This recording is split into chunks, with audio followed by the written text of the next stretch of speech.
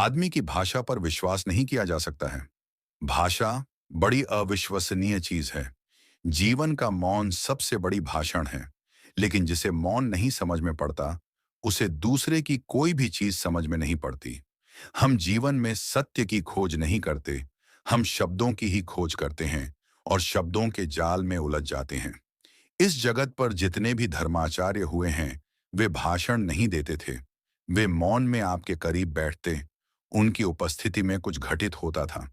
जिसे हम प्रेम कहते हैं, उसे भी शब्दों में नहीं समझाया जा सकता। वह एक अनुभव है। जब तक प्रेम का अनुभव न हो, तब तक प्रेम की कोई भी परिभाषा निरर्थक है। दूसरी बात, मैंने नहीं, आप भी देख सकते हैं। अगर यह दुर्भाग्य है कि निराशा इसने घेरा है, कि जीवन में कोई रोशनी नहीं पड़ती, कोई किरण नहीं पड़ती, इससे बड़ा एक अभिशाप और क्या हो सकता है। ये सभी व्यक्ति कहते हैं कि जीवन में कुछ नहीं बचा है। वे कहते हैं कि मनुष्य का जीवन दुखों से भरा हुआ है। और वे कहते हैं कि मनुष्य के जीवन का कोई अर्थ नहीं है। उसके पश्चात एक आदमी आता है। वे सब बातें सुनकर आदमी सोचने लगता है।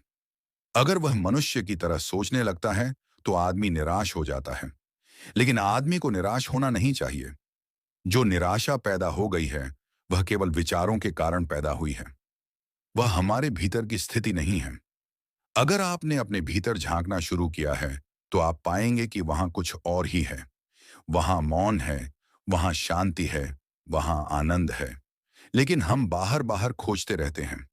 बाहर की खोज में आदमी अपने भीतर के खजाने को खो देता है। मैंने एक व्यक्ति से कहा कि वह अपने भीतर जाए। उसने कहा, वहां मुझे कुछ नहीं मिलेगा। मैंने कहा, यही तो भूल है। भीतर जाने पर ही सब मिलता है, बाहर कुछ भी नहीं मिलता। एक दिन एक आदमी मेरे पास आया। वह बहुत दुखी था। उसने कहा, मैं जीवन से थक गया हूं। मैंने उससे पूछा, क्या तुमने कभी अपने भीतर झांका है? उसने कहा, नहीं। मैंने कहा, यही कारण है कि तुम दुखी हो। जिसने अपने भीतर झांक लिया, वह कभी दुखी नहीं रह सकता, क्योंकि भीतर परमात्मा का निवास है। मेरे प्रिय आत्मन, सबसे पहले तो आपका स्वागत कहूं, इसलिए कि परमात्मा में आपकी उत्सुकता है, इसलिए कि सांसारिक जीवन के रूप में एक साधक के जीवन में प्रवेश करने की आकांक्षा है, इसलिए कि संसार के अतिरिक्त सत्य को पाने की प्यास है। सौभाग्य है उन लोगों का जो सत्य के लिए प्यासे हो सकें। बहुत लोग प्यासे होते हैं, बहुत कम लोग सत्य के लिए प्यासे हो पाते हैं। सत्य का मिलना तो बहुत बड़ा सौभाग्य है। सत्य की प्यास होना भी उतना ही बड़ा सौभाग्य है। सत्य न भी मिले तो कोई हर्ज नहीं, लेकिन सत्य की प्यास ही पैदा ना हो तो बहुत बड़ा हर्ज है। सत्य यदि न मिले तो मैंने कहा, कोई हर्ज नहीं है। हमने चाहा था और हमने प्रयास किया था, हम श्रम किए थे और हमने आकांक्षा की थी, हमने संकल्प बांधा था और हमने जो हमें बन सकता था वह किया था। और यदि सत्य न मिले तो कोई हर्ज नहीं, लेकिन सत्य की प्यास ही हम में पैदा ना हो तो जीवन बहुत दुर्भाग्य से भर जाता है। और मैं आपको यह भी कहूं कि सत्य को पा लेना उतना महत्वपूर्ण नहीं है जितना सत्य के लिए ठीक अर्थ में प्यासे हो जाना है। वह भी एक आनंद है। जो क्षुद्र के लिए प्यासा होता है, वह क्षुद्र को पाकर भी आनंद उपलब्ध नहीं करता। और जो विराट के लिए प्यासा होता है, वह उसे भी पा सके तो भी आनंद से भर जाता है। इसे पुनः दोहराऊं, जो क्षुद्र के लिए आकांक्षा करे, वह अगर क्षुद्र को पा भी ले तो भी उसे कोई शांति और आनंद उपलब्ध नहीं होता है। और जो विराट की अभिलाषा से भर जाए, वह अगर विराट को उपलब्ध भी हो सके तो भी उसका जीवन आनंद से भर जाता है। जिस अर्थ में हम श्रेष्ठ की कामना करने लगते हैं, उसी अर्थ में हमारे भीतर कोई श्रेष्ठ पैदा होने लगता है। कोई परमात्मा या कोई सत्य हमारे बाहर हमें उपलब्ध नहीं होगा। उसके बीज हमारे भीतर हैं और वे विकसित होंगे। लेकिन वे तभी विकसित होंगे जब प्यास की आग और प्यास की तीव्रता और प्यास की गर्मी हम पैदा कर सकें। मैं जितनी श्रेष्ठ की आकांक्षा करता हूं, उतने ही मेरे मन के भीतर छिपे हुए वे बीज जो विराट और श्रेष्ठ बन सकते हैं, वे कंपित होने लगते हैं और उनमें अंकुर आने की संभावना पैदा हो जाती है। जब आपके भीतर कभी यह ख्याल भी पैदा हो कि परमात्मा को पाना है, जब कभी यह ख्याल भी पैदा हो कि शांति को और सत्य को उपलब्ध करना है, तो इस बात को स्मरण रखना कि आपके भीतर कोई बीज अंकुर होने को उत्सुक हो गया है। इस बात को स्मरण रखना तब उनको सख्त खोल देती है और उनके भीतर से कोमल पौधे का जन्म होता है। हम सबके भीतर भी बहुत सख्त खोल है, और जो भी उस खोल के बाहर आना चाहते हैं, अकेले कृतज्ञता से नहीं आ सकेंगे। इसलिए स्मरण रखें, जो मात्र कृतज्ञता से इकट्ठे हुए हैं, वे मात्र कृतज्ञता लेकर वापस लौट जाएंगे। उनके लिए कुछ भी नहीं हो सकेगा। जो दर्शक की भांति इकट्ठे हुए हैं, वे दर्शक की भांति इकट्ठे हुए हैं, उनके लिए कुछ भी नहीं हो सकेगा। इसलिए प्रत्येक अपने भीतर पहले तो यह ख्याल कर ले, उसमें प्यास है। प्रत्येक अपने भीतर यह विचार कर ले, वह प्यासा है। इसे बहुत स्पष्ट रूप से अनुभव कर ले, वह सत्य में, परमात्मा में उत्सुक है। उसकी कोई उत्सुकता है सत्य को, शांति को, आनंद को उपलब्ध करने के लिए। अगर नहीं है, तो वह समझे कि वह जो भी करेगा, उस करने में कोई प्राण नहीं हो सकते। वह निष्प्राण होगा। और तब फिर उस निष्प्राण चेतना का अगर कोई फल ना हो, तो साधन जिम्मेदार नहीं होंगे, आप स्वयं जिम्मेदार होंगे। इसलिए पहली बात अपने भीतर अपनी प्यास को खोजना और उसे स्पष्ट कर लेना है। आप सच में कुछ पाना चाहते हैं? अगर पाना चाहते हैं, तो पाने का रास्ता है। एक बार ऐसा हुआ, गौतम बुद्ध एक गांव में ठहरे थे। एक व्यक्ति ने उनको आकर कहा कि आप रोज कहते हैं कि हर एक व्यक्ति मोक्ष पा सकता है, लेकिन हर एक व्यक्ति मोक्ष क्यों नहीं लेता है? बुद्ध ने कहा, मेरे मित्र, एक काम करो, संध्या को गांव में जाना और सारे लोगों से पूछ कर आना, वे क्या पाना चाहते हैं। एक फहरिस्त बनाओ, हर एक का नाम लिखो और उसके सामने लिख लाना उनकी आकांक्षा क्या है। वह आदमी गांव में गया। उसने जाकर पूछा। उसने एक एक आदमी को पूछा। छोटे बड़े लोग थे उस गांव में, उन सब ने उत्तर दिए। वह सांझ को वापस लौटा। उसने बुद्ध को आकर वह फहरिस्त दी। बुद्ध ने कहा, इसमें कितने लोग मोक्ष के आकांक्षी हैं? वह बहुत हैरान हुआ। उसे एक भी आदमी ने अपनी आकांक्षा में मोक्ष नहीं लिखवाया था। बुद्ध ने कहा, हर एक आदमी पा सकता है, यह मैं कहता हूं, लेकिन हर एक आदमी पाना चाहता है, यह मैं नहीं कहता। हर एक आदमी पा सकता है, यह बहुत अलग बात है, और हर एक आदमी पाना चाहता है, यह बहुत अलग बात है। अगर आप पाना चाहते हैं, तो यह आश्वासन माने। अगर आप सच में पाना चाहते हैं, तो इस जमीन पर कोई ताकत आपको रोकने में समर्थ नहीं है। और अगर आप नहीं पाना चाहते, तो इस जमीन पर कोई ताकत आपको देने में भी समर्थ नहीं है।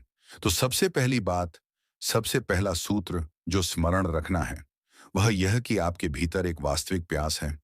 अगर है, तो आश्वासन माने कि रास्ता मिल जाएगा, और अगर नहीं है, तो कोई रास्ता नहीं है। आपकी प्यास आपके लिए रास्ता बनेगी।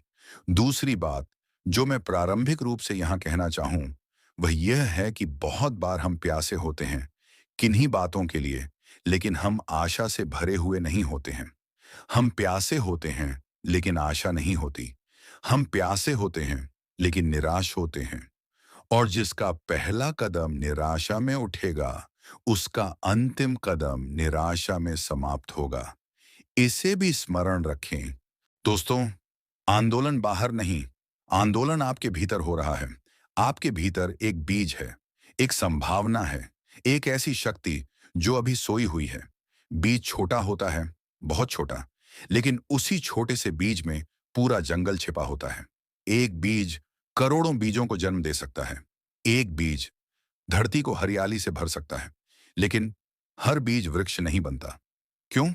क्योंकि केवल क्षमता होना पर्याप्त नहीं है। सुविधाएं चाहिए, सहारा चाहिए, धैर्य चाहिए, संरक्षण चाहिए, और सबसे ज्यादा चाहिए सही वातावरण।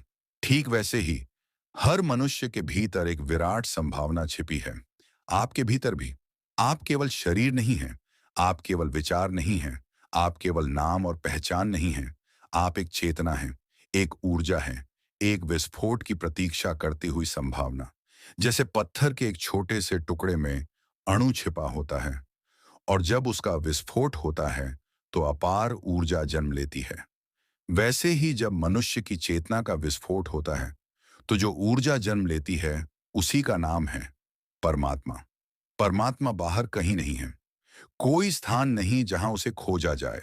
परमात्मा आपकी ही चेतना का पूर्ण विकसित स्वरूप है, आपका ही उच्चतम विस्फोट है। लेकिन प्रश्न है, क्या हम सच में उसे चाहते हैं, या हम केवल जिज्ञासु हैं? क्योंकि जिज्ञासा और प्यास में बहुत अंतर है। जिज्ञासा केवल देखती है, प्यास खोजती है। जिज्ञासा केवल सुनती है, प्यास चल पड़ती है। जिज्ञासा मनोरंजन करती है, प्यास परिवर्तन करती है। आप यहाँ बैठे हैं, आप सुन रहे हैं, लेकिन क्या आप प्यासे हैं या केवल दर्शक? दर्शक रहस्य नहीं पाते, कुतूहल द्वार नहीं खोलता। इस जगत में जो भी मूल्यवान है उसके लिए मूल्य चुकाना पड़ता है, और कुतूहल कोई मूल्य नहीं चुकाता। इसलिए कुतूहल कुछ भी नहीं पा सकता। ध्यान, साधना, आत्मिक जागरण, ये खिलौने नहीं हैं, ये खेल नहीं है, ये आग है। और जो उस आग में कूदने को तैयार नहीं, वह प्रकाश नहीं पा सकता। कल्पना कीजिए, आप एक मरुस्थल में हैं, चारों ओर रेत है, सूरज तप रहा है, पानी नहीं है, गला सूख रहा है, प्यास बढ़ती जा रही है। और वह क्षण आ गया जब अगर पानी नहीं मिला तो मृत्यु निश्चित है। अब यदि कोई कहे, हम पानी देंगे लेकिन बदले में जान ले लेंगे, तो आप क्या करेंगे? आप पानी लेंगे, क्योंकि मरना तो है ही। तो प्यासे मरने से बेहतर है तृप्त होकर मर जाना। बस उसी तीव्रता की प्यास चाहिए, उसी गहराई की चाह चाहिए। जब तक आपके भीतर ऐसी मुमुक्षा पैदा नहीं होती, जब तक आपकी खोज जीवन मरण का प्रश्न नहीं बनती, तब तक बीज नहीं टूटेगा। बीज ऐसे ही नहीं टूटते, उन्हें दबाव चाहिए, उन्हें अंधकार चाहिए, उन्हें मिट्टी में दबना पड़ता है। बीज मिट्टी के नीचे जाता है, अपनी पहचान खो देता है, अपना पुराना स्वरूप समाप्त करता है, तभी अंकुर निकलता है। यदि बीज कहे, मैं सुरक्षित रहना चाहता हूं, मैं टूटना नहीं चाहता, तो वह कभी वृक्ष नहीं बनेगा। सुरक्षा में जीवन नहीं है, जोखिम में जीवन है। जो टूटने को तैयार है वही खिलने को तैयार है, जो मिटने को तैयार है वही पाने को तैयार है। आपके भीतर भी एक बीज है, लेकिन क्या आप टूटने को तैयार हैं? क्या आप अपने अहंकार को छोड़ सकते हैं? क्या आप अपनी झूठी पहचान को छोड़ सकते हैं? क्या आप अपने पुराने विचारों की दीवारें गिरा सकते हैं? अगर हाँ, तो समझिए अंकुर निकलने ही वाला है। और जब वह अंकुर निकलेगा, तो आप पाएंगे आप कभी साधारण थे ही नहीं, आप सदा से असाधारण थे, बस सोए हुए थे। आपके भीतर जो ऊर्जा जन्म लेगी वह शांति होगी, वह प्रेम होगा, वह करुणा होगी, और वही परमात्मा का अनुभव है। परमात्मा कोई व्यक्ति नहीं, कोई आकृति नहीं, कोई मूर्ति नहीं। परमात्मा वह पूर्ण जागरण की अवस्था है, और वह आपके भीतर प्रतीक्षा कर रहा है। अब निर्णय आपका है। क्या आप केवल सुनेंगे या जागेंगे? क्या आप केवल जिज्ञासु रहेंगे या प्यासे बनेंगे? याद रखिए, जितनी तीव्र आकांक्षा होगी उतना ही तेज विस्फोट होगा। जितनी गहरी प्यास होगी उतना ही ऊंचा अंकुर उठेगा। और जब वह अंकुर वृक्ष बनेगा, तो केवल आपका जीवन नहीं बदलेगा, आपके आसपास की दुनिया भी बदल जाएगी। क्योंकि एक जागृत मनुष्य हजारों सोए हुए लोगों को जगा सकता है। तो आज से सिर्फ जानना मत, जीना शुरू करो। सिर्फ सुनना मत, अनुभव करो। सिर्फ सोचना मत, ध्यान करो।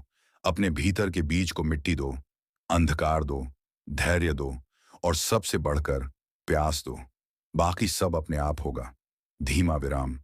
आपके भीतर जो ऊर्जा जन्म लेने वाली है, उसी का नाम है परमात्मा। आदमी की भाषा पर विश्वास नहीं किया जा सकता है। भाषा बड़ी अविश्वसनीय चीज है। जीवन का मौन सबसे बड़ी भाषण है। लेकिन जिसे मौन नहीं समझ में पड़ता, उसे दूसरे की कोई भी चीज समझ में नहीं पड़ती।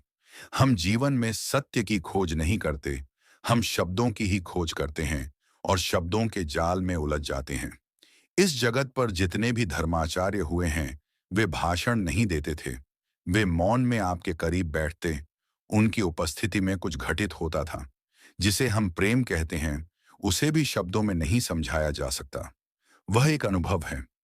जब तक प्रेम का अनुभव न हो, तब तक प्रेम की कोई भी परिभाषा निरर्थक है। दूसरी बात, मैंने नहीं, आप भी देख सकते हैं। अगर यह दुर्भाग्य है कि निराशा इसने घेरा है, कि जीवन में कोई रोशनी नहीं पड़ती, कोई किरण नहीं पड़ती, इससे बड़ा एक अभिशाप और क्या हो सकता है? ये सभी व्यक्ति कहते हैं कि जीवन में कुछ नहीं बचा है। वे कहते हैं कि मनुष्य का जीवन दुखों से भरा हुआ है, और वे कहते हैं कि मनुष्य के जीवन का कोई अर्थ नहीं है। उसके पश्चात एक आदमी आता है। वे सब बातें सुनकर आदमी सोचने लगता है। अगर वह मनुष्य की तरह सोचने लगता है तो आदमी निराश हो जाता है। लेकिन आदमी को निराश होना नहीं चाहिए। जो निराशा पैदा हो गई है वह केवल विचारों के कारण पैदा हुई है। वह हमारे भीतर की स्थिति नहीं है।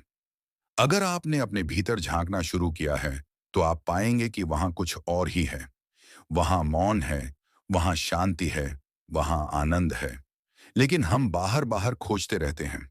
बाहर की खोज में आदमी अपने भीतर के खजाने को खो देता है। मैंने एक व्यक्ति से कहा कि वह अपने भीतर जाए। उसने कहा, वहां मुझे कुछ नहीं मिलेगा। मैंने कहा, यही तो भूल है। भीतर जाने पर ही सब मिलता है, बाहर कुछ भी नहीं मिलता। एक दिन एक आदमी मेरे पास आया। वह बहुत दुखी था। उसने कहा, मैं जीवन से थक गया हूं। मैंने उससे पूछा, क्या तुमने कभी अपने भीतर झांका है? उसने कहा, नहीं। मैंने कहा, यही कारण है कि तुम दुखी हो। जिसने अपने भीतर झांक लिया वह कभी दुखी नहीं रह सकता, क्योंकि भीतर परमात्मा का निवास है।